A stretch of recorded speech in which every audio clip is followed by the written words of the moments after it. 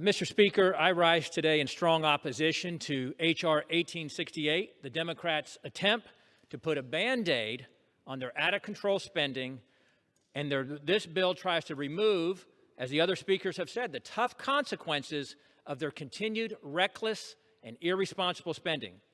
Last week, the Democrats passed their massive $2 trillion Blue State Bailout package with the intent to burden future generations of Americans with yet another layer of crippling debt and inevitably higher taxes for years to come. This was yet another effort to further use the COVID virus as an opportunity to fund their leftist expansion of government, climate extremism, woke social justice, and radical progressive agenda. At $2 trillion, the Pelosi bailout bill would spend another $6,000 per American citizen. This $6,000 in debt per citizen, with the chance for some to receive a $1,400 check, is a raw deal for Americans. Everybody gets an IOU for $6,000. Some people get a $1,400 check in return. Only 9% of the $2 trillion is even related to COVID relief, with the bulk of the spending going to fund these Democrat pet projects.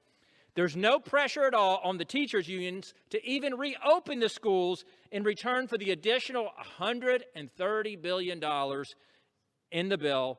The Democrats rejected those common sense amendments to require the schools to reopen. Only 5% of that $130 billion for schools will even be spent this year in 2021. That's how essential it is for COVID relief. Now Democrats are finally acknowledging today that their spending is out of control and unsustainable. But instead of seeking a true remedy for the problem, they're once again trying to kick the can down the road and try to exempt this spending from the longstanding PAYGO rules.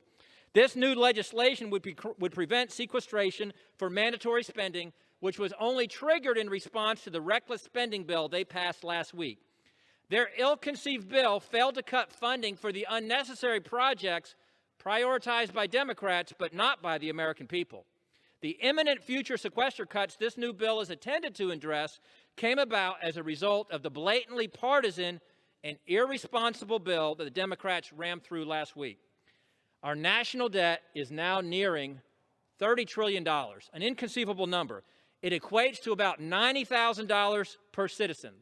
This amounts to an economic crisis, a national security crisis, and we can't afford to ignore it any longer. A day of reckoning is coming. But the majority is ignoring it. Any semblance of fiscal discipline would have resulted in a COVID bill that was maybe 10 to 20% of the $2 trillion that was in H.R. 1319, the Pelosi Blue State Bailout. But instead, they unilaterally, on a hyper-partisan basis, rammed through the $2 trillion to satisfy their left wing and appease poorly run blue state governors and governments. Our country cannot continue to afford to race towards fiscal insolvency, and this bill allows the Democrats to put the pedal to the metal without consequence as we speed faster towards a fiscal catastrophe. Rather than truly helping the country, the bill enables Democrats' irresponsibility. Actions like this are why Congress has such a low, abysmal approval rating. I'll continue to tell my folks back home that I'm fighting for them and their hard-earned tax dollars, while the other side wants to continue to steal those dollars to fund their future pet projects.